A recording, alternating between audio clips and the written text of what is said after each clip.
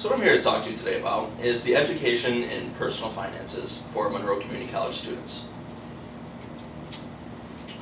And the problem that I've noticed since I've started attending Monroe Community College is that there is a complete lack of financial education for the students at MCC.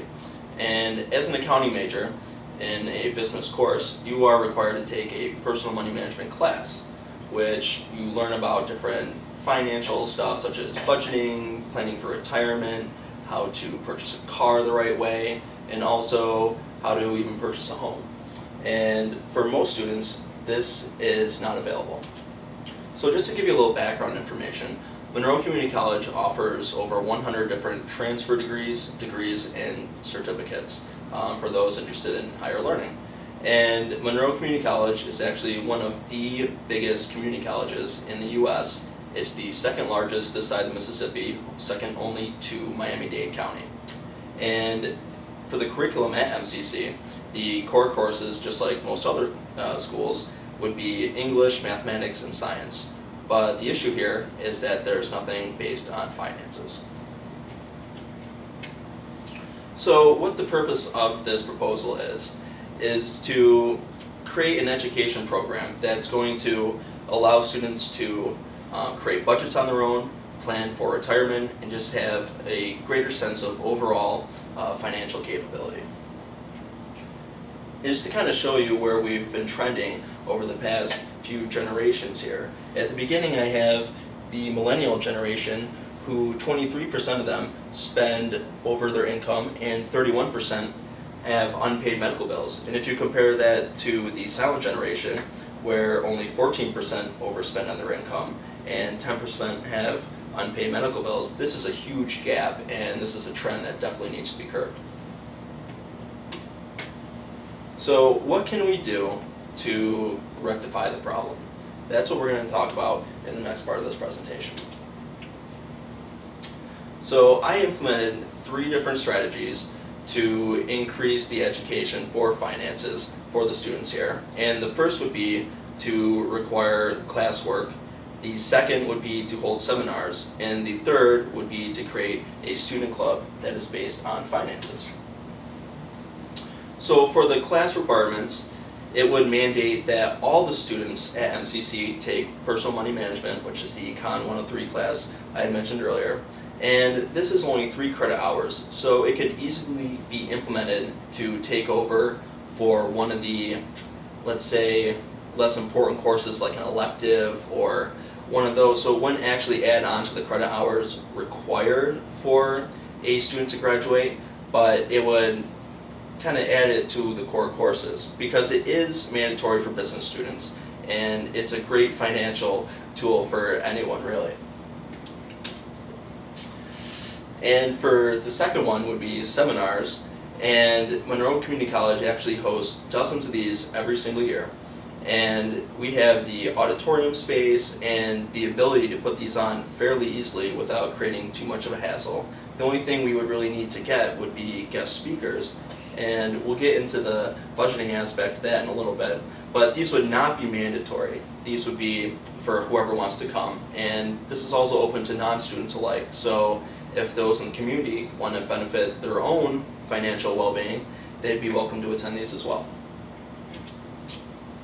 And for the third would be the Student Finance Club, and there are tons of clubs already at MCC, and these include auto clubs, martial arts clubs, billiards clubs, but there are none that actually relate to business or finance.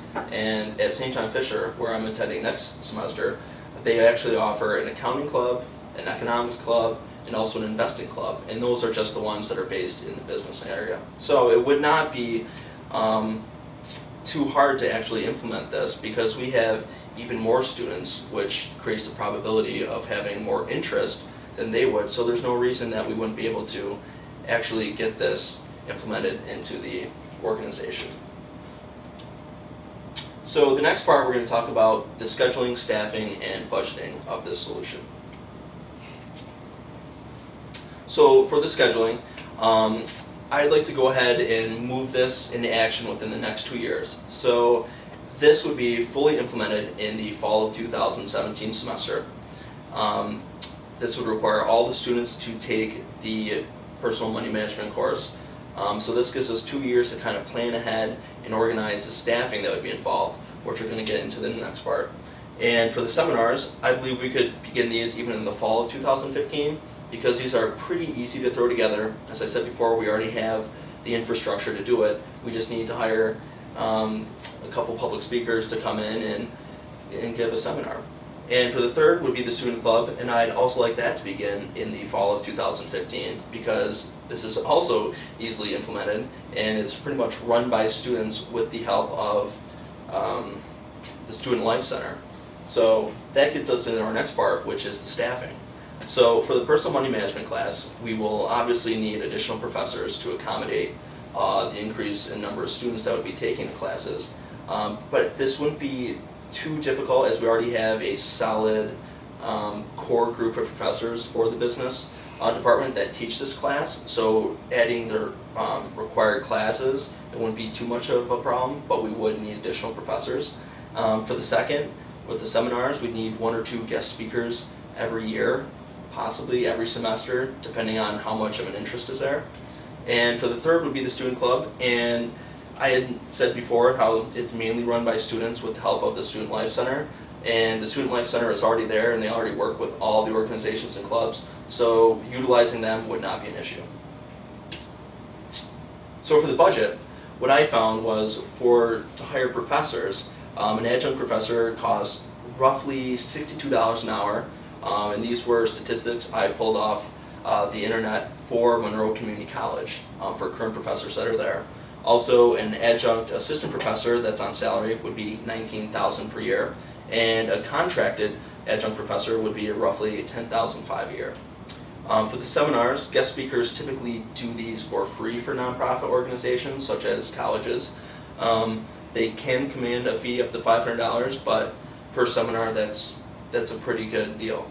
And for the student club, miscellaneous expenses may be $500 a year just to provide the students of the club with the necessary resources. So it would not be too costly to actually implement that.